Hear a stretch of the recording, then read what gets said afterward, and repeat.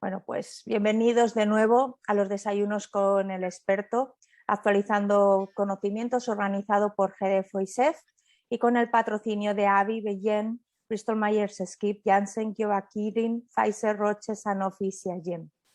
Es para mí un placer estar esta mañana también acompañada para hablar y hacer un repaso rápido de un linfoma, pues que lo podemos considerar un linfoma raro, una enfermedad en la que muchas veces los farmacéuticos pues vemos muy poquitos casos y que va a ser el linfoma cutáneo y el síndrome de Sézary.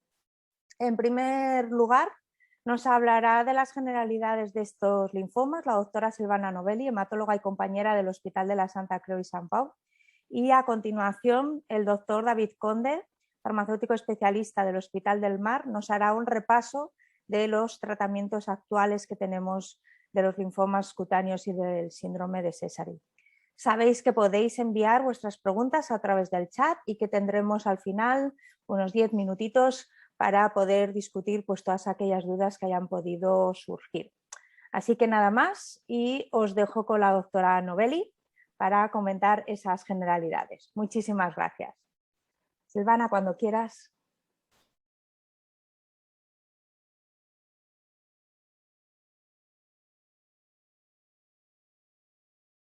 Bueno, muchísimas gracias, Estela. Sobre todo, yo voy a comentar, como bien ha dicho Estela, las generalidades de los linfomas cutáneos. Ya sabemos que los linfomas cutáneos son unos linfomas sumamente infrecuentes. En general, me han asignado a hablar sobre el síndrome de Sézary, pero en principio tenemos que recordar que en sí la patología como síndrome de Sézary no está asignada como una entidad única, es un síndrome de Sézary y la micosis fungoide. Aquí solamente para mostrarles la complejidad de la clasificación de esta patología, ¿de acuerdo? Podemos ver que en la última revisión de la Organización Mundial de la Salud y el Organismo Europeo del Cáncer, podemos ver que los linfomas cutáneos comprenden diversas entidades. Tenemos también linfomas cutáneos primarios de célula B, de célula T, ¿de acuerdo? Y también algunos linfomas cutáneos periféricos con afectación cutánea, ¿vale? Entonces podemos ver que dentro de los linfomas cutáneos primarios tenemos a la micosis fungoide y el síndrome de Sézary que de hecho se diagnostican y se clasifican como una única entidad, y el estadiaje también es como una única entidad, y podemos ver que también hay diversas variantes dentro de esta patología según su manifestación clínica e histológica. ¿De acuerdo? Estamos hablando de una entidad sumamente infrecuente y representa menos del 1% de todos los linfomas. Si queremos hacer algunas diferencias entre la micosis fungoide y el síndrome de Sézary, podríamos decir que la micosis fungoide vendría a representar básicamente una manifestación clínica tumoral de la enfermedad, exclusivamente afectando la piel. Y el síndrome de Sézary vendría a ser la fase leucémica. Es una manera muy simple de verlo, ¿vale? Pero ya sabemos muy bien que esto no es así, gracias a diversos estudios que se están realizando a nivel de expresión génica, diversos estudios también a nivel de inmunofenotipo. Podemos saber que las células de origen de ambas patologías no son las mismas, y también podemos saber que los perfiles de expresión y también las mutaciones no necesariamente son las mismas en la célula tumoral. Y también sabemos recientemente, se ha publicado un artículo en Blood, que dentro de la misma enfermedad, sobre todo en el Sézary, hay mucha heterogeneidad intratumoral. ¿De acuerdo? Entonces, si nos vamos a los libros, lo que suele reportarse en la literatura es que la micosis fungoide de todos los linfomas cutáneos, solo los linfomas cutáneos, que ya les he explicado que representan un menos del 1% de todas las neoplasias linfoides, supone básicamente el 50% de todos los linfomas cutáneos. Es el más frecuente de los linfomas cutáneos. Es una neoplasia que en la gran mayoría de casos es de tipo TSD4, ¿vale? Expresa CD3 porque es una neoplasia T, aunque a veces cuando hay muchísima aberrancia puede haber pérdida de este marcador, y también pérdida de otros marcadores típicos de línea T como el CD7. ¿vale? Típicamente este CR beta, aunque hay algunos casos reportados que son gamma, ¿de acuerdo? Existen casos, obviamente, CD8 positivos, como en todas las patologías.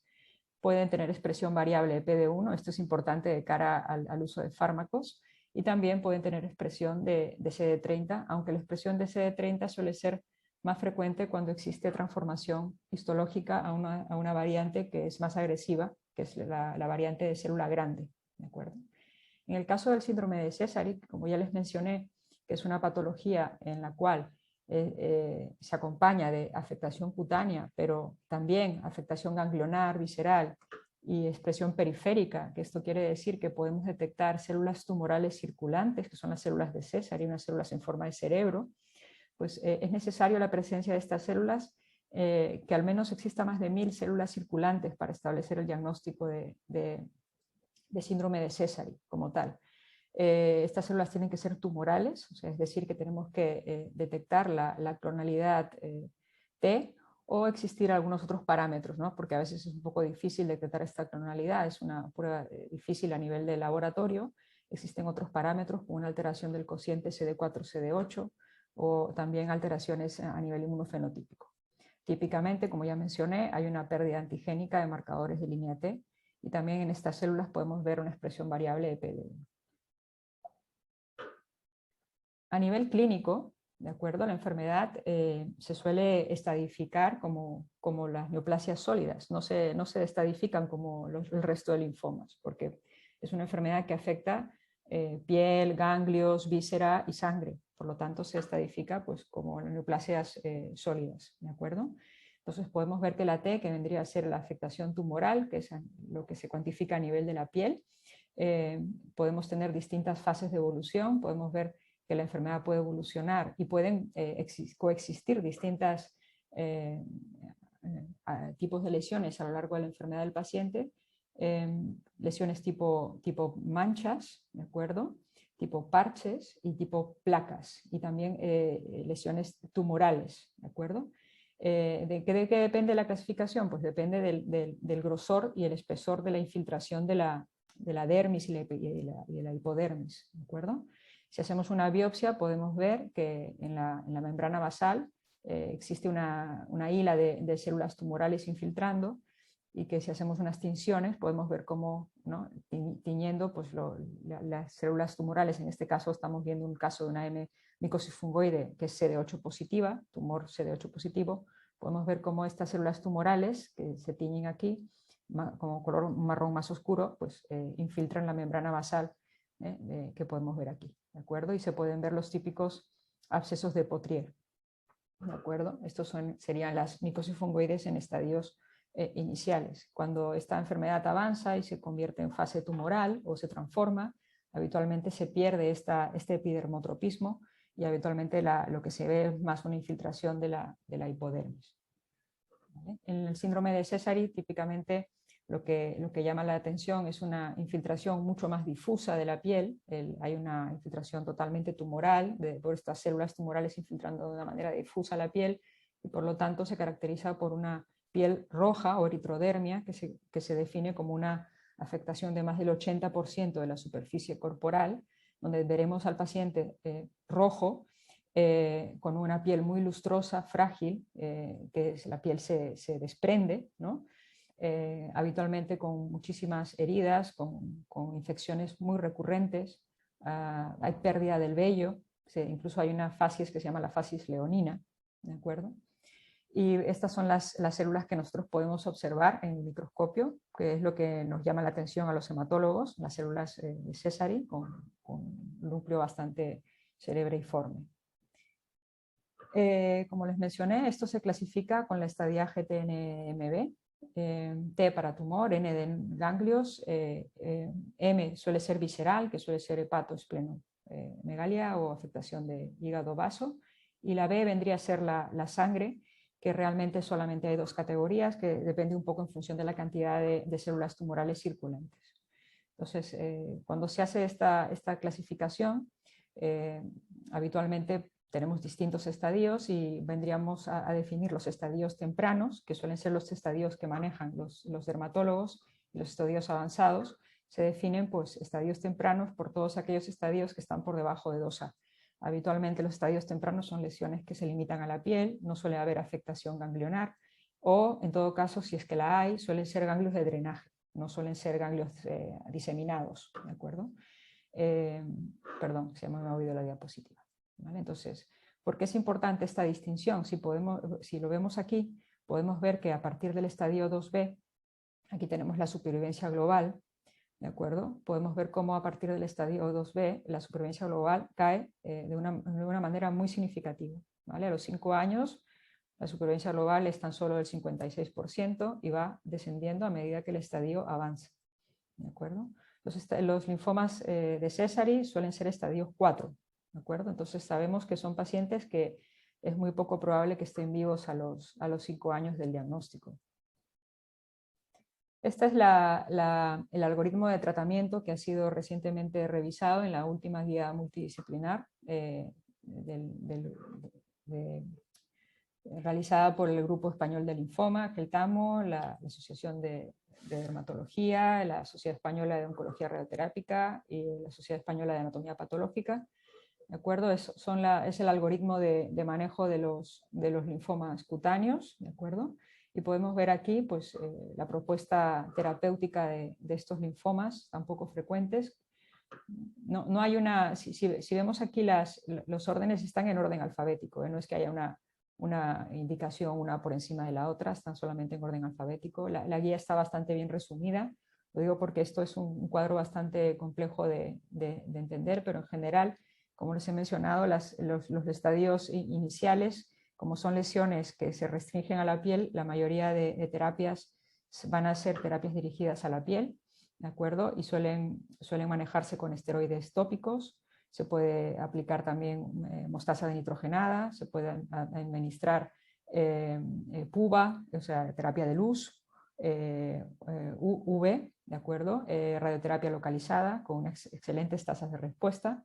Sin embargo, cuando ya pasamos a estadios más avanzados, estadios 2B, ya hace falta combinar estas terapias dirigidas a la piel con terapias sistémicas, ¿de acuerdo? Pues se empiezan a utilizar fármacos de acción sistémica como el metrotexate, el retinoides, interferón, ¿de acuerdo? El interferón, pues el problema es, como bien saben ustedes, son los efectos secundarios, que pocos pacientes lo toleran, pero es un fármaco que se utiliza con frecuencia en los linfomas cutáneos, ¿de acuerdo? Y ya en el caso de que exista pues, un fracaso con estos tratamientos, pues es cuando los dermatólogos ya nos avisan, ¿no? Estamos con un estadio avanzado, nos está fracasando la terapia sistémica inicial, ¿qué debemos hacer? ¿No? Es cuando nos preguntan a los hematólogos cuál es el plan a seguir, ¿no? Entonces es aquí cuando nosotros intervenimos, ¿no? Y es justo lo que vamos a revisar. Tenemos aquí los tratamientos sistémicos y también no sistémicos que se utilizan con frecuencia en estadios avanzados.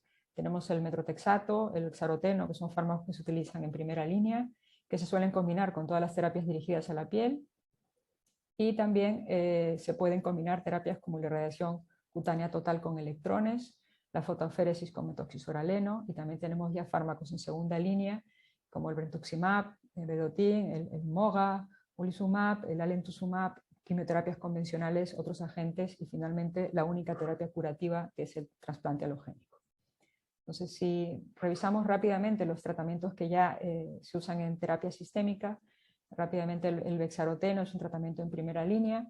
Sabemos que ofrece unas tasas de respuesta globales que están en torno al 50%. El problema es que tiene una velocidad de respuesta muy lenta, hay que tener muchísima paciencia para poder observar algo de respuesta, habitualmente tardan 20 semanas en responder, y la mediana de supervivencia libre de progresión es de 73 semanas. Es decir, recordemos que todos estos pacientes recaen, ninguno de estos tratamientos ofrece curación, son todos un tratamiento que lo que hace es contener al paciente hasta la siguiente línea de terapia, ¿de acuerdo?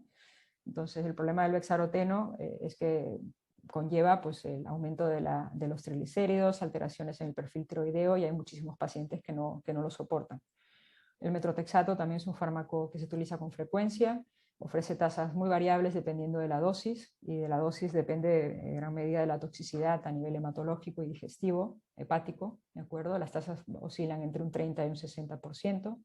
Habitualmente los dermatólogos suelen empezar por bexaroteno, básicamente por esta toxicidad, ¿de acuerdo?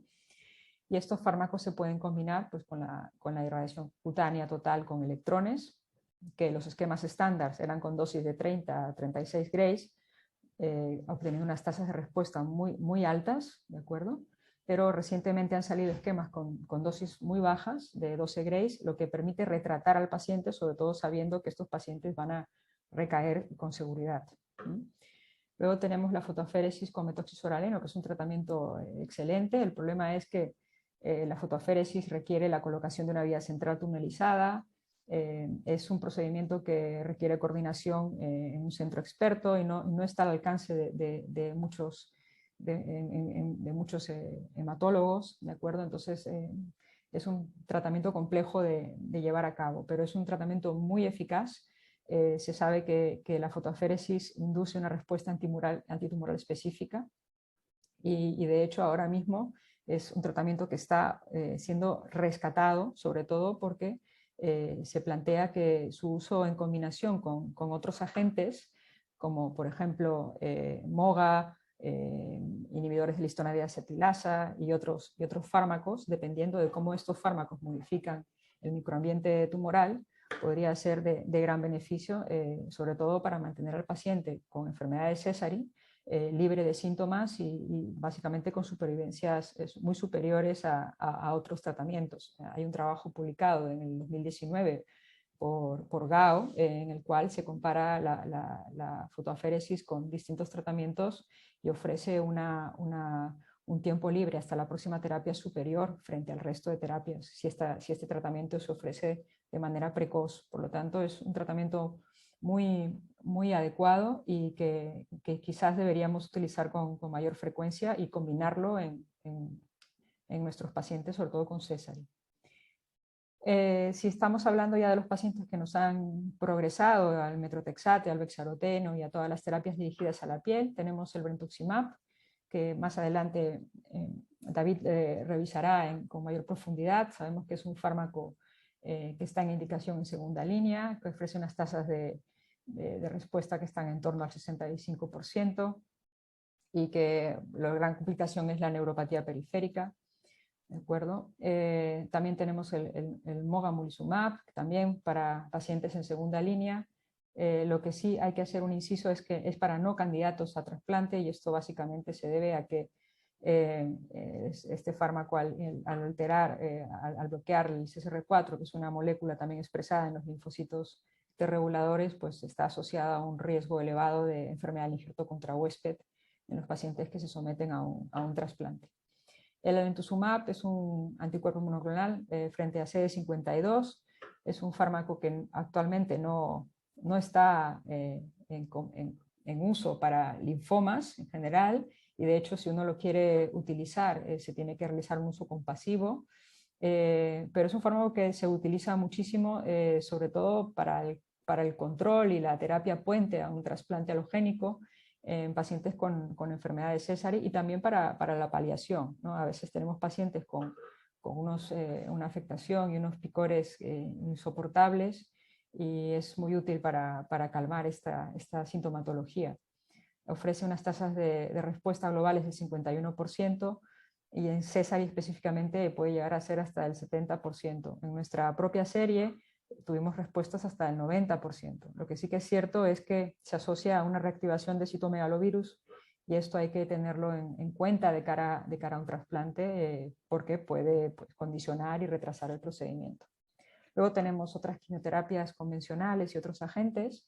Por ejemplo, en los linfomas cutáneos, al igual que los linfomas T, tenemos los inhibidores de la histona deacetilasa, como el vorinostat, que de hecho fue el brazo comparador, ¿no? que dio la aprobación al MOGA, el vorinostat. Tenemos unas tasas globales de respuesta que están entre el 5 y el 30%. ¿De acuerdo? Lo que pasa es que la supervivencia libre de progresión es cortita, de 3,1 meses. Luego tenemos la romidepsina, que ofrece tasas globales de respuesta del 34%, pero con unas duraciones un poco más largas. La mediana duración de las respuestas de 15 meses.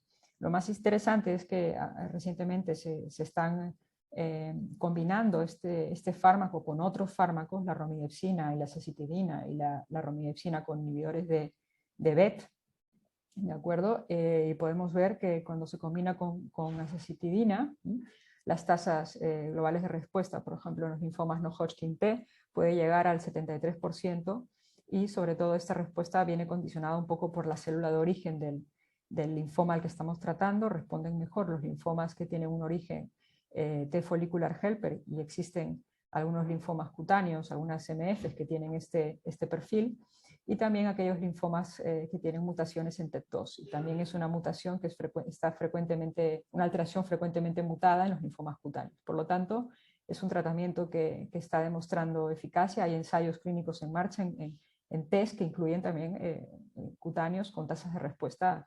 bastante sorprendentes. Y lo mismo con los inhibidores de BET. Como ya sabemos, toda la vía de MI que está alterada en estos tumores, y por lo tanto es una vía interesante de bloquear. También hay resultados que se desprenden de estudios muy grandes que es para linfomas T en general, en los cuales se han incluido cutáneos. Las tasas globales de respuestas con anti-PD1 y PD-L1 con nivolumab precisamente están alrededor del 38%, con unas supervivencias libres de progresión del 65%, y la supervivencia global del 95%. Pero estos son datos en los cuales estos son datos de un estudio que se reportó en el Congreso Americano hace 2 años, y no han habido actualizaciones de este estudio. Y también hay datos interesantes de los inhibidores de las PI3K con duvelisib. También se ha visto que en el caso particular de los cutáneos estamos viendo tasas globales de respuesta que están alrededor del 31%, con duraciones de respuesta también muy oscilantes. También estos datos se desprenden de estudios más grandes que incluyen pues, linfomas T y muchas otras neoplasias T. En el caso de que queramos curar al paciente, es decir, que el paciente sea candidato a un trasplante alogénico, ¿de acuerdo? Tenemos que hacer esta evaluación, y obviamente esta evaluación depende básicamente de si el paciente reúne unas características, ¿no? Sabemos que tenemos que ver si el paciente está en un estadio avanzado, porque es en estos pacientes donde la supervivencia realmente está comprometida. Ver si este paciente es elegible. ¿En qué nos basamos? Nos basamos en unos índices que se llaman índice de comorbilidad para el trasplante hematopoyético, el HCT-SI, ¿de acuerdo? Es una puntuación. Vemos en qué estado está la enfermedad. La enfermedad debe estar controlada o en respuesta, o ser quimiosensible, y saber si la enfermedad está en transformación histológica, ya que la transformación histológica se ha visto que tiene un impacto importante de cara al trasplante, ¿de acuerdo? En el caso de que el paciente no reúna unas condiciones mínimas, el manejo es paliativo, y en el caso de que sí sea candidato, pues se planifica este procedimiento. Y esta planificación se hace desde el momento cero, desde que el paciente es comentado por primera vez con el dermatólogo, ya que en función de ello vamos a definir la terapia, ¿de acuerdo? Entonces, si es un síndrome de Sézary, pues tendremos que optimizar el tratamiento a bajar la carga tumoral. Por ejemplo, pues plantearíamos si tendremos que usar brentuximab, si debemos usar alemtuzumab. Si el paciente ya ha utilizado estos fármacos y no ha respondido, sabemos que tenemos el mogamulizumab, pero no está en indicación, ¿de acuerdo? ¿Qué consideraciones tendríamos que tener para poder utilizar este fármaco de forma compasiva, etcétera, etcétera? ¿De acuerdo? Entonces, la indicación de trasplante viene dada porque la supervivencia, como ya les mencioné, disminuye significativamente pasado el estadio 2B, ¿de acuerdo? Y estas indicaciones están recogidas dentro de las recomendaciones del Grupo Europeo de Trasplante. Ya sabemos que en principio el trasplante autólogo no ha demostrado ninguna eficacia en los linfomas cutáneos. No se ha visto que cambie para nada el pronóstico y solamente aporta más toxicidad. ¿Cómo van los pacientes que se someten a un trasplante alogénico? Bueno, los pacientes no van tampoco del todo bien, ¿de acuerdo? Pero podemos tener unas supervivencias estables, ¿de acuerdo? En un grupo de ellos, por lo menos alrededor de la mitad. Recientemente se han actualizado los datos del registro de los pacientes trasplantados en el grupo europeo, ¿de acuerdo? Lo único malo de este registro es que solamente se han recogido los pacientes que se trasplantaron hasta el año 2011, y justamente partir del año 2011 se han introducido nuevas modalidades de trasplante, como la ciclofosfamida post-trasplante, como la previsión de la enfermedad del injerto contra huésped, pero podemos ver que la supervivencia global al año está en torno al 56% y a los 5 años del 38%. Es más o menos lo mismo que se obtiene en las neoplasias TES. ¿Y qué es lo que se vio que estaba asociado a un peor pronóstico para la supervivencia? Pues la enfermedad avanzada y el hecho de hacer un trasplante de donante no emparentado. De cara a la supervivencia libre de progresión, se vio que más o menos era del 34% al año y del 26% a los 5 años. Y lo mismo, factores asociados a una peor supervivencia libre de progresión era la enfermedad avanzada y un mayor riesgo de... perdón, solamente fue la enfermedad avanzada. ¿De acuerdo? Entonces, es importante recordar qué es la enfermedad avanzada. La enfermedad avanzada se define como aquel paciente que ha recibido más de 3 líneas de terapia. Por lo tanto, es importantísimo no quemar al paciente antes del trasplante. Es importante la comunicación con los dermatólogos para evitar que nosotros sobretratemos a los pacientes. Si tenemos un paciente que ya ha progresado a terapias dirigidas a la piel y ya está haciendo metrotexate o hexaroteno, ya debe de ser comentado con hematología, porque es el momento en el cual nosotros debemos ya plantear las líneas de terapia de rescate, porque si ya estamos en la tercera línea o cuarta, ya sabemos que eso tiene un verdadero impacto en la supervivencia libre de progresión. ¿Vale? Por lo tanto, la coordinación es esencial y esto comprende desde el inicio de la búsqueda de un donante de progenitores, es decir, hay un factor tiempo importante y hay que tener en cuenta las terapias y cómo escalonarlas de cara al tipo de donante que vamos a tener y al tipo de procedimiento que vamos a hacer. ¿De acuerdo? Entonces, como ya les mencioné, antes el registro tenía la limitación que se había hecho solamente hasta el año 2011 en el grupo europeo. Tenemos los datos del grupo español que se han publicado este año con todos los linfomas T, en los cuales se han incluido aproximadamente 16 casos de linfomas cutáneos y podemos ver, realmente no hay diferencias en la evolución entre los linfomas T, son unas evoluciones muy similares, en las cuales ya se han analizado los casos de los pacientes que se han trasplantado con plataformas con ciclofosfamida post-trasplante y de hecho, sorprendentemente, los pacientes que recibieron trasplantes con la plataforma, por ejemplo, con ciclopost, que casi todos eran trasplantes haploidénticos, se asociaron a un menor riesgo de enfermedad del injerto contra huésped aguda y crónica.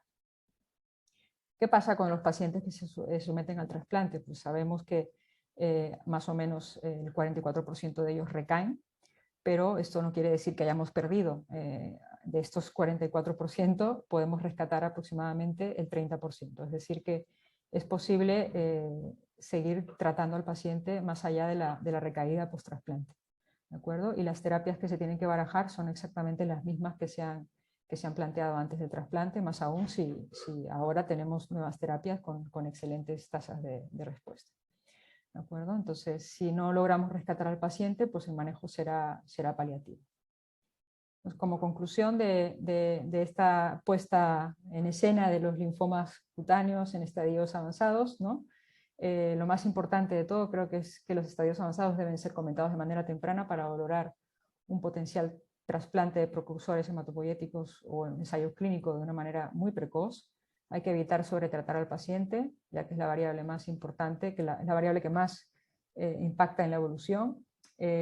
Posiblemente el brentuximab sea un fármaco que se establece como un buen agente, como terapia puente, como ahora comentará David, con los resultados de seguridad y eficacia. Y el MOGA ofrece pues, un beneficio en la supervivencia libre de progresión importante, sobre todo en aquellos pacientes con síndrome de César y no candidatos a trasplante. Y bueno, esto sería todo por mi parte. Creo que más adelante habrá tiempo para hacer más preguntas. Yo doy paso a David para que continúe con su ponencia.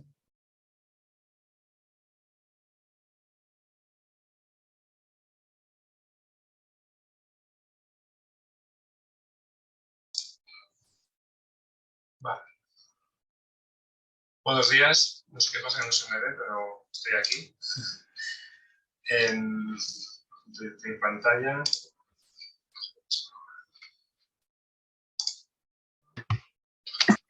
Sí, David, sí te vemos. ¿Me veis? Pues yo me veo. Sí. No pasa nada, tampoco yo me tengo muy visto. De acuerdo, pues buenos días. Bueno, es un placer estar aquí y agradecer la invitación y bueno, compartir además con estas dos cracks esta mesa, bueno, en este caso sería este desayuno. Y bueno, gracias por el repaso, Silvana, porque la verdad que ha sido espectacular.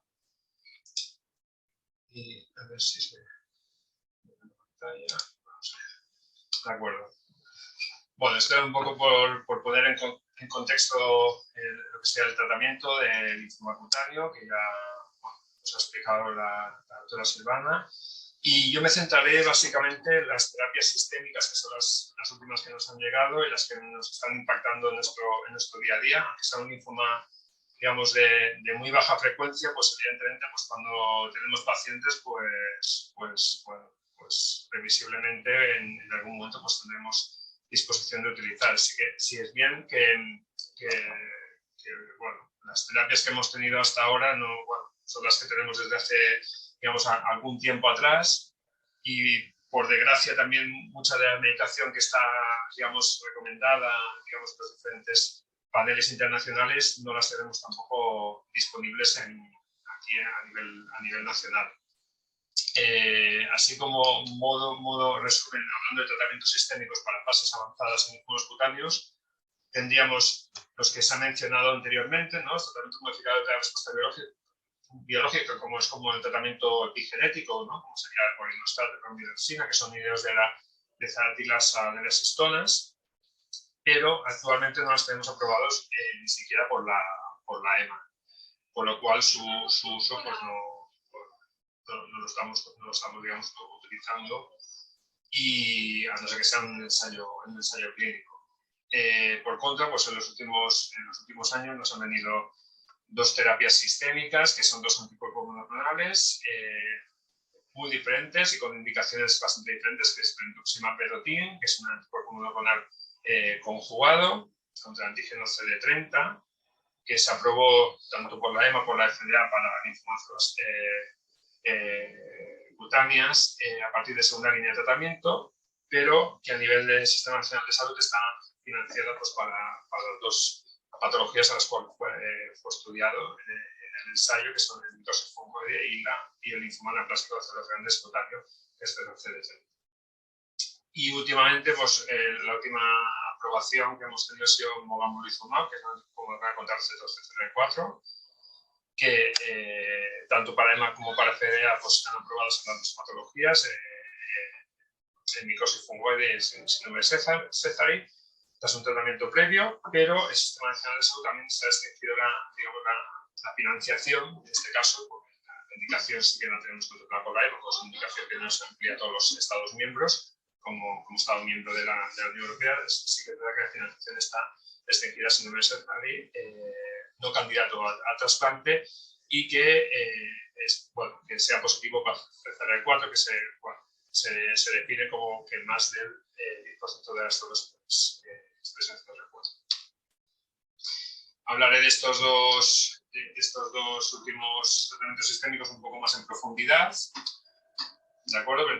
Brentuximab vedotin pues no es un anticuerpo que sea, digamos, desconocido para nosotros, pero ya lo teníamos desde el año 2012.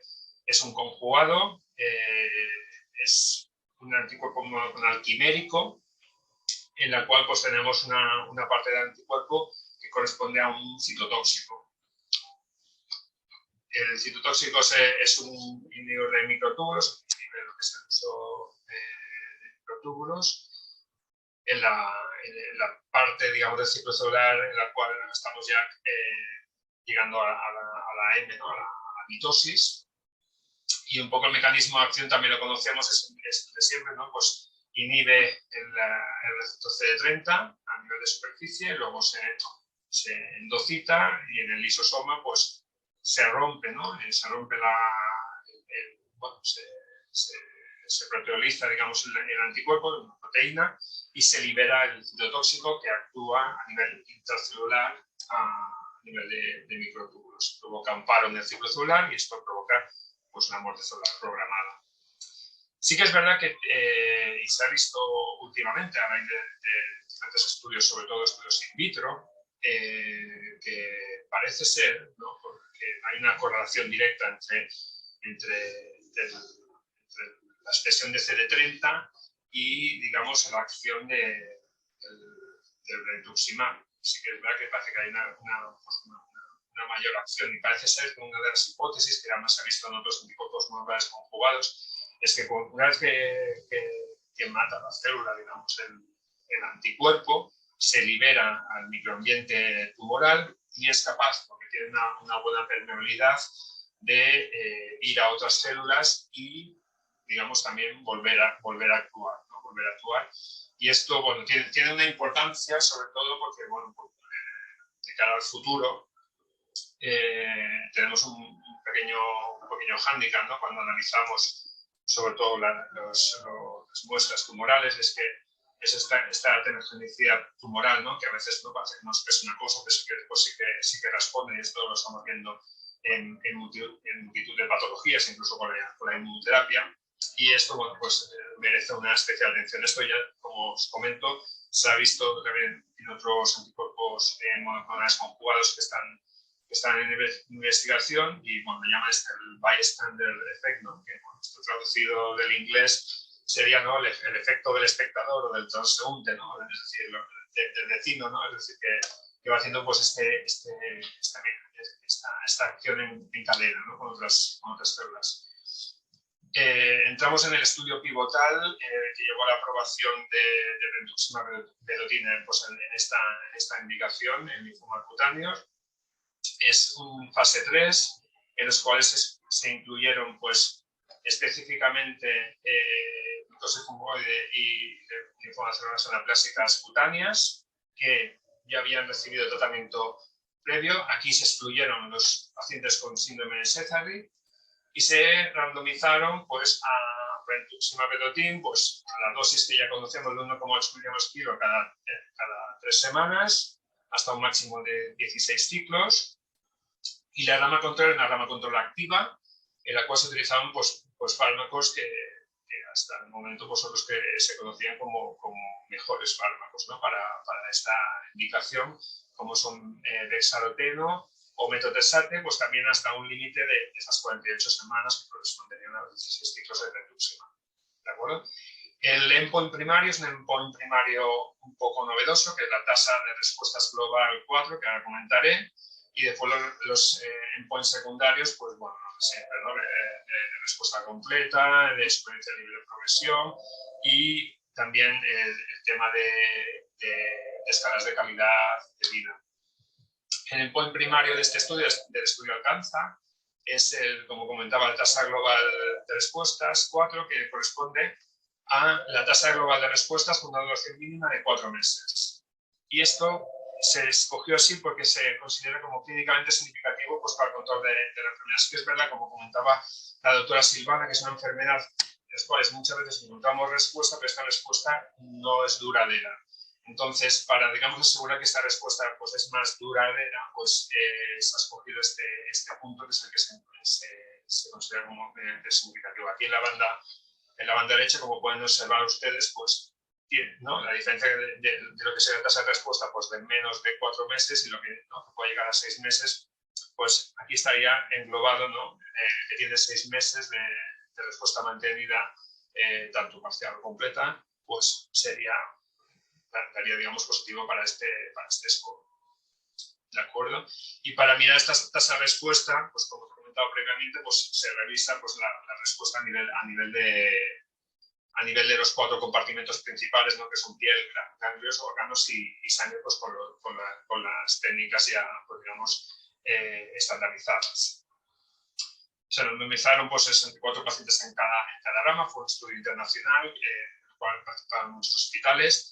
Aquí tienen ustedes pues, las características basales de los pacientes, en los cuales estaba bastante bien balanceada entre ambos brazos, tenían la mayoría pues, un ECOG 0,1, y la línea de digamos, los tratamientos previos, pues el tiempo desde la última terapia pues, viene a ser pues, eso, entre 1 y 2 meses, y la media de tratamientos previos pues, venía siendo pues, entre 4 y 3. Aquí están los resultados. La rama de brentuximab, aquí se recogieron todas la tasa de respuesta global como la objetiva global, que es la que utilizamos normalmente, y después la de los 4 meses, digamos, mantenidos, es superior a la rama de Best Choice by Investigator, ¿no? Bueno, con una diferencia bastante importante, pues entre el 50 69% versus 10-20%. Si vemos la tasa de mejor respuesta, pues nos vamos desde el 65-66% versus 20%, y tasa de respuestas completas 17% versus 1,6%. Pues clínicamente, estadísticamente significativo. Esto se traduce evidentemente también pues, en un impacto de la experiencia libre de progresión. Bueno, pues brentuximab pues, se va a una mediana de 17 meses y la rama control se va pues, a los 3,5 meses. Una cosa también positiva es que aquí en este estudio pues, se pasaron escalas de calidad de vida. En este caso, bueno, Skin Index es una que se utiliza pues, para cuando hay lesiones cutáneas, y otra bondad de este fármaco es la reducción de la carga de síntomas, formar estos cuestionarios, ¿no? En el cual pues, se ha visto también una reducción importante pues, de casi del 30% versus el casi 9% que tenemos con la rama control. En cuanto a efectos secundarios, también los conocemos de otras patologías con brentuximab. De clase tenemos la neuropatía sensoria periférica, que bueno, también ya sabemos un poco manejarla, y los ajustes también de dosis que se tendrían que hacer. Grado 3, pues eso, hubo 5, pero en cualquier grado, pues la gran mayoría, pero bueno, en principio en el ensayo se comentó que se manejan correctamente y que permitieron, fueron reversibles pues después resuelto, digamos, o acabado, digamos, el tratamiento.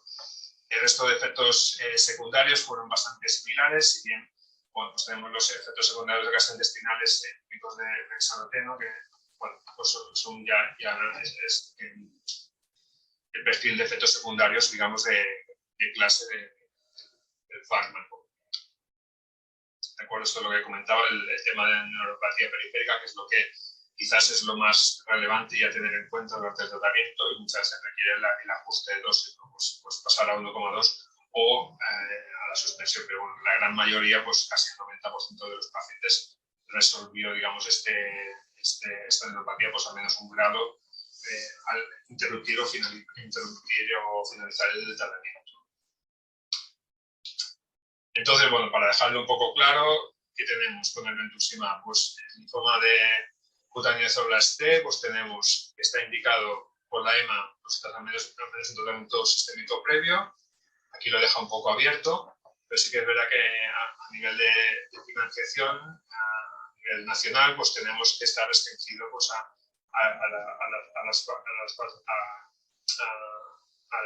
los linfomas de cutáneo de células T CD30 positivos. Tratamiento es un tratamiento sistémico, que es el micosifungoide y linfoma de células neoplásicas cutáneas. Siguiente os comentaré mogamulizumab, que es el más reciente que hemos tenido ahora aprobado, que es un anticuerpo monoclonal, en este caso es un anticuerpo monoclonal no conjugado. Es anti-CCR4, que se ha visto que es un receptor que se sobreexpresa en diferentes patologías, en las cuales se incluye el linfoma cutáneo de células T, pero también, como comentaba la doctora Silvana, pues se expresa en los linfocitos T reguladores, y eso tiene una implicación directa en la restricción, digamos, del uso. Es un anticuerpo monoclonal que está defutbolizado, y esto es relevante porque se ha visto que, ¿no? Quitando estas fucosas, pues hay una interacción mayor, ¿no? Digamos, con la acción constante, pues tiene una alta afinidad con elementos inmunológicos para desarrollar la citotoxicidad celular de anticuerpos, como os comentaré más adelante. Doble mecanismo de acción. Por un lado tenemos la atracción constante del anticuerpo de mogamulizumab, ¿vale? Interacciona con la célula digamos, maligna, y con la acción constante, como os he comentado, esta parte defocalizada pues, es capaz de interaccionar pues, con células efectoras, pues, macrófagos o las natural killers, e interacciona con ellas haciendo que liberen gránulos citotóxicos que pueden provocar la lisis tumoral de la célula. Por otro lado, se ha visto que el receptor CCR4 está implicado y es bastante importante en la interacción entre célula T y endotelio para poder entrar entre dermis y epidermis, ¿no? Ahí tiene los ligandos, el CCR7 y el CCR22, y bueno, se ha visto que es una posible diana para tratamiento de anticuerpos de linfomacélulas cutáneas T, y que podría ser también relevante pues, para otro tipo de linfomas que también se caracterizan por este axis, digamos, de esta conexión. O sea, que son dos puntos importantes. El estudio pivotal, fase 3, se llama MAVIROC, en el cual aquí se entraban, a diferencia del anterior estudio que os comentaba, sí que entran aquí los Sézary, el micosifongo de Sézary, que han fallado a menos un tratamiento sistémico previo, y se randomizaban, pues también, que es una cosa que también nos gusta mucho, había una rama control activa. Mogamulizumab a la pauta habitual, 1 miligramo kilo, pues durante el primer ciclo de 28 días, pues semanal, y después cada 2 semanas los siguientes ciclos de 28 días. Y Vorinostat, que pues, les comentaba que lo tenemos aquí aprobado en la EMA, pero a la dosis, digamos, aprobada. Cabe destacar que se contemplaba un crossover de la rama, digamos, control a la rama experimental, y que esto al final se tradujo en un 73% de los pacientes que habían realizado pues, por lo menos 2 ciclos de Vorinostat y que habían, digamos, progresado al mismo tratamiento y habían pasado a la rama experimental. Yo digo que es un 73%, y eso tiene un impacto directo digamos, en la interpretación de los resultados. Endpoint primario, en este caso, endpoint primario clásico, supervivencia libre de progresión, como secundarios, tasa de respuesta global, calidad de vida. Aquí, bueno, la verdad que fue un estudio que reclutan muchísimos pacientes. En cada rama pues, había 186 pacientes, bien balanceados en cuanto a datos demográficos, casi todos en 0,1, y como tratamientos sistémicos previos, una media de 3 en ambos brazos. Cabe decir que es importante destacar, porque esto después tiene una implicación a la hora digamos, de la indicación, es que el 96,6% de los pacientes con muestras de piel evaluables, que esto eran 290, pues el 280 de ellos tenían CCR4 positivo. Está predefinido como que más del 10%, ¿no? Por lo menos el 10% de las células linfoides infiltrantes expresan este receptor, y bueno, por lo cual pues tenían este registro. Es una línea muy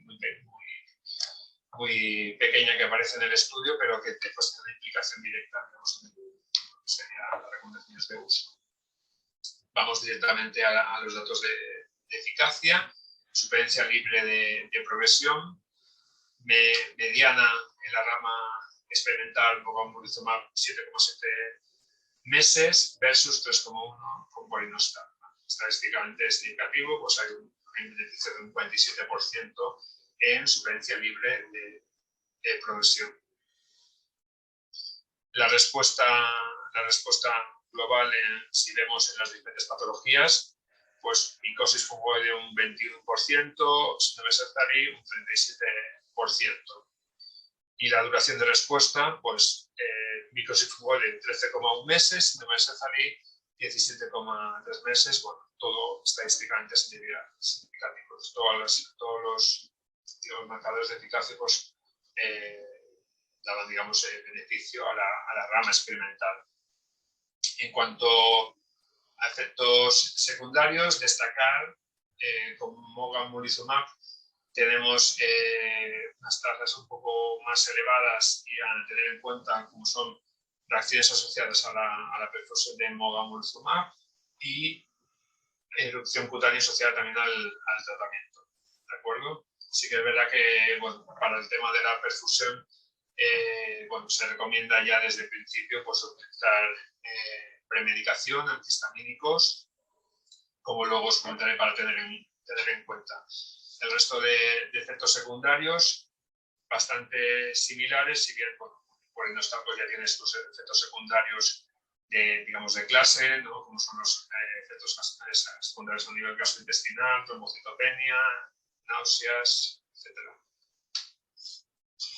Así pues, a nivel de EMA, el estudio englobaba las dos patologías, ¿no? Micosis fungoide y síndrome de Sézary, y están aprobados para ambas patologías y que hayan recibido por lo menos un tratamiento sistémico previo, ¿no? A nivel nacional, pues la financiación se ha circunscrito pues, a tratamiento de síndrome de Sézary, no candidatos bastante alogénico de progenitores hematopoyéticos y con expresión de CRR4, que es, como hemos comentado antes, pues por lo menos del 10%. Sí que es verdad que de las dos patologías pues parece ser que hay un impacto de beneficio, pero cuando se hace hay una gráfica que dejé un poco como backup, que es como os comentamos, que el síndrome de Sézary pues hay un mayor beneficio que micosis fungoide. A tener en cuenta a la hora de utilizar brentuximab vedotin. Ya lo conocemos, la verdad es que esto es un poco repaso, pero bueno, pauta posológica, sí que es verdad que aquí tenemos un límite de tiempo, que sería hasta 16 ciclos, no como 8 miligramos kilo. Pacientes por encima de 100 kilos que los tenemos, pues se capa la dosis a 180 miligramos. Hay que tener en cuenta, pues eso, función renal grave, función hepática alterada, ajustar a 1,2 miligramos kilo. Recordar que brentuximab es un anticuerpo monoclonal conjugado y la parte de microtúbulos pues sí que es metabolizado por citocromo a nivel de CIT3A4, mayormente, bueno, tenerlo presente pues, a nivel de interacciones, aunque bueno, tampoco está claro la relevancia clínica de estas. Tema hepatitis B, se han descrito reactivaciones de hepatitis B, con lo cual también hay que tener en cuenta a la hora de hacer una posible profilaxis. Considera también si hay mucha carga tumoral o es digamos un caso en el cual ha habido proliferación rápida, pues el síndrome, pues considera el síndrome de lisis tumoral. Y bueno, el tema de esta vasación, pues bueno, tampoco tenemos mucha cosa descrita, básicamente ninguna, que sea un tipo conjugado, pues hay que tenerlo presente porque podría tener características vesicales. Lo que os comentaba, lo más importante tener en cuenta como efectos secundarios que ya es de clase, que ya conocemos, la neuropatía periférica, en los cuales, dependiendo del grado, pues ya vemos el ajuste que tenemos que hacer o, digamos, la omisión de dosis que pueda conllevar. Respecto a mogamulizumab, bueno, pauta también un poco diferente. El primer mes tenemos, ¿no?, la pauta semanal el ciclo de 28 días y después cada 15 días. Muy importante en el primer ciclo empezar con premedicación por el tema de las reacciones infusionales, premedicación antipirética y anti-H1. Si en principio tolera, se podría obviar, pero bueno, la recomendación es hacer esta premedicación. Importante temas de infecciones graves, como hemos comentado antes, también comentaba la doctora Silvana, CCR4 también se expresa en los linfomas T reguladores. Y entonces hay que ir con cuidado, pues pacientes que estén con tratamiento inmunosupresor de bases y esteroides concomitantes y evidentemente por este hecho no son candidatos pacientes no candidatos a trasplante. También se ha descrito la reactivación de hepatitis B, precaución de enfermedades autoinmunes o pacientes que han estado excluidos de los ensayos clínicos, en los cuales pues, no tenemos, digamos, una certidumbre de su evolución. También considerar la profilaxis de síndrome de lisis tumoral. En principio es un anticuerpo monoclonal no conjugado, se entiende que es una extrasación en la cual no nos tiene que dar muchos problemas. Y en este caso, como en el anterior, bueno, el tema del método anticonceptivo eficaz durante el tratamiento como mogamulizumab o durante al menos 6 meses después del mismo, pues en el caso de que estén la fértil a los pacientes. Perspectiva futura, aquí creo que igual nos hemos pisado un poco con la doctora Silvana, pero bueno, repasar un poco todo lo que viene ahora. Tenemos, como no, la inmunoterapia que se está estudiando con tasas de respuesta globales pues que pueden ir desde el 55% en micosifungos y el 27% en síndrome de Sézary. También se está estudiando bortezomib como nivel de protosoma y también de segunda generación marzomib, que están en fase 1. Otros mecanismos de acción, pues como el inhibidor de microRNA 155 que promueve los linfocitos T, pues también se está estudiando a nivel experimental, lenalidomida, ruxolitinib, ACM13, que es un dual CD16-NK, también TIVEC. También se están estudiando otros inhibidores de estratilasa, que ya alguno ya está aprobado en la FDA, como son la omiroxina. Aquí no tenemos ninguno de los dos aprobados a nivel de EMA. Como ha comentado la doctora Silvana, también se está estudiando la combinación de estos inhibidores de estratilasa pues, con otros fármacos, incluso con citotóxicos. La inmunoterapia como pembrolizumab se está estudiando en combinación con radioterapia y otros fármacos, durvalumab con lenalidomida. Terapia celular, evidentemente, la terapia celular también tenemos dos vianas, que es CD30, CCR4, pues está haciendo también terapia celular frente a estas vianas. Duvelisib, que es un inhibidor de PI3 quinasa, que también se está estudiando en linfomas folliculares, también en linfomas cutáneos. Tenemos interleuquina 15 recombinante humano. Después otros fármacos que actúan a nivel de inmunidad, como son, ¿no?, a nivel de ICOS, a nivel de CD47. Y bueno, tenemos ahí un background importante. Yo creo que en los próximos años tendremos más novedades de las que hemos tenido hasta ahora, que bueno, creo que está bien. Y bueno, por mi parte ya está. Yo creo que si hay preguntas, ahora tenemos un buen espacio y ojalá tengamos un buen desayuno. Muchas gracias y buena semana. Muchísimas gracias a los dos y felicidades por vuestras presentaciones. No hay ninguna pregunta de los participantes, pero yo tengo un par muy rápidas. Una es, habéis comentado que uno de los efectos adversos, principalmente de MOGA, es la erupción cutánea asociada al tratamiento. Y estaba más dirigida a la doctora Novelli.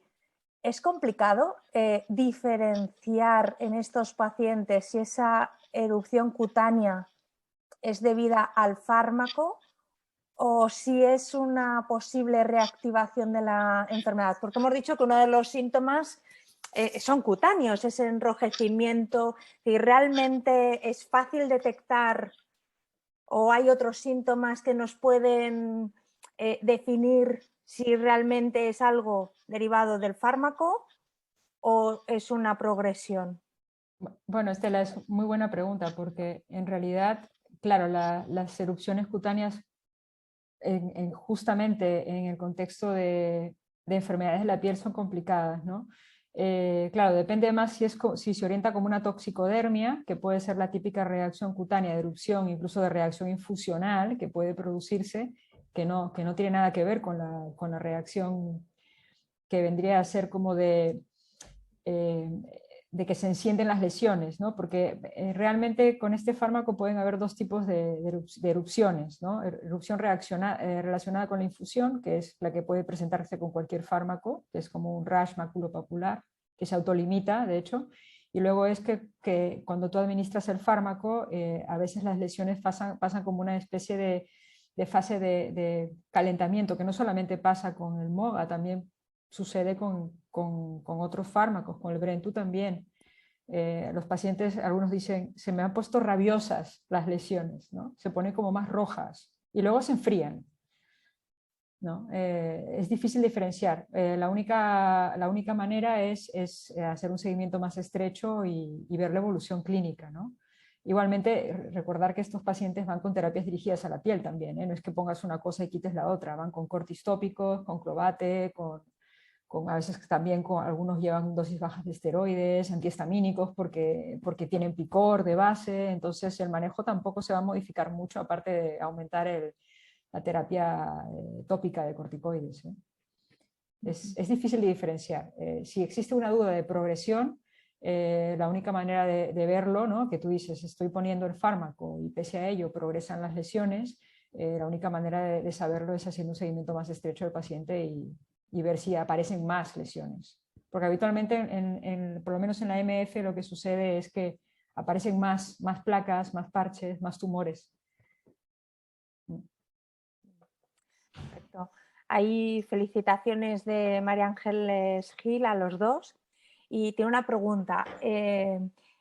Entiendo que un paciente con Sézary, candidato a trasplante de progenitores hematopoyéticos, la terapia puente, no siendo Brentu opción financiada y Moga contraindicado, la opción Alemtuzumab o algo más. Bueno, en realidad Brentu es una opción de terapia puente en indicación. De hecho, en principio es la que solemos utilizar más porque justamente nos permite un buen perfil de seguridad, ¿no? Casi no tiene... Y habitualmente cuando alcanzas respuesta, esta respuesta, como ya bien ha dicho el estudio, suele alcanzarse de manera precoz, ¿no? Y esta respuesta suele permitirte, ¿no? el tiempo prudencial para hacer la programación del trasplante, ¿no? El MOGA, si bien es cierto no está autorizado como tal, ¿no? Siempre se puede pedir de una manera compasiva. Lo que pasa es que hay que tener todas las consideraciones de cara a la programación. Hay que establecer un tiempo de lavado prudencial antes de, cosa que no lo tienes que hacer con el brentuximab. Con el MOGA hay que hacer un tiempo de lavado previo antes del halo, ya que posteriormente vas a aplicar pues, posiblemente ciclofosfamida post-trasplante, que también incide en los linfocitos T reguladores, ¿no? Y lo mismo sucede con el elentuzumab, ¿no? Que se hace un trámite, un uso compasivo igualmente, y la importación del fármaco. Y realmente también hay que establecer un periodo de lavado, ya que si el paciente te hace una reactivación de SMV, pues tienes que asegurarte que el citomegalovirus esté controlado, al menos libre de terapia, un mes y medio antes del trasplante, antes de proceder. Pero básicamente es esta la toxicidad del alemtuzumab, ¿no? En estos linfomas, por lo menos nuestra experiencia, es que pocas veces vamos con la situación, con la enfermedad controlada. En la mayoría de veces vamos con el paciente con enfermedad estable o en progresión incipiente al trasplante. Es difícil mantenerlos en RC, es excepcional. Casi siempre vamos en RP o en enfermedad controlada por los pelos, porque ese tiempo de pausa que hacemos para ellos es difícil estar libre de terapia. Corrijo, Silvana, y doy la razón a María Ángeles, lo acabo de confirmar. Brentu no está en Sézary financiado. Perdón, ¿verdad? Pone Sézary, ¿verdad? Pone Sézary, por eso digo, por dejar las cosas, está en micosis fungoide y el linfoma anaplásico, exacto. Tiene razón, sí. ¿No? Entonces, tiene razón. Y yo creo que un poco algunos de los tratamientos que nos vienen a la cabeza que podemos tener disponibles, pues tenemos eso, la alemtuzumab. Sí, efectivamente. O incluso los anti-PD1, ¿no? Que habéis nombrado, el nivolumab, pero que seguimos teniendo el mismo problema en estos pacientes. Si van a ser candidatos, lo que hemos aprendido, por ejemplo, de Hodgkin, es que hay que hacer ese periodo de lavado mínimo, ¿no? De 6-8 semanas mínimo, ¿no? Porque el riesgo sino de H es altísimo. Sí. Otra pregunta de Francisco Pagán. ¿Tendría sentido en paciente con síndrome de Sézary tras besaroteno, candidato a trasplante, iniciar brentuximab a pesar de la no financiación específica? Yo creo que lo has contestado, Silvana, depende un poco del paciente, no está financiado, pero por opciones quizás es uno de los tratamientos que dependiendo del paciente, ¿no? Podrías hacer. Ahí quizás que nos quedaría más ir a una quimioterapia convencional, si no pedimos el uso compasivo y también responder e ir rápido al trasplante, que es la opción curativa. Exacto, es hacer alguna quimioterapia convencional, también ver qué tiene afectado, ¿no? Porque es raro que un síndrome de Sézary solamente tenga la sangre. Habitualmente tiene ganglios, tiene alguna lesión tipo placa, es raro que solamente tenga sangre, ¿eh? Entonces, habitualmente tienes que hacer quimio, ya tipo linfoma T, ¿no? Se suelen aplicar quimioterapias de linfomas nodales, tipo CHOP, incluso SHAP, ¿no? Y si el paciente es frágil, pues frágil me refiero a que no pueda ir a un trasplante, ¿no? Pues se aplican tipo GEMOX, ¿no? ¿De acuerdo? Y obviamente el Campath siempre es una excelente alternativa, pero es cierto que es un fármaco que no está ahora mismo, pues hay que hacer un uso compasivo, ¿no? Recordar lo que comenté, lo de la fotoféresis extracorpórea, porque realmente es un tratamiento excelente para el control del picor y es engorroso, pero el manejo y la coordinación, pero es un tratamiento que vale la pena. Sí. Perfecto, muchísimas gracias a los dos. No quiero robaros más tiempo, nos hemos alargado un poquito con las últimas preguntas. Y de nuevo eso, agradeceros tanto las presentaciones como este ratito de discusión que hemos podido tener, y gracias a todos los que nos habéis ido siguiendo. Muchísimas gracias a todos. Muchas gracias. Buenos días.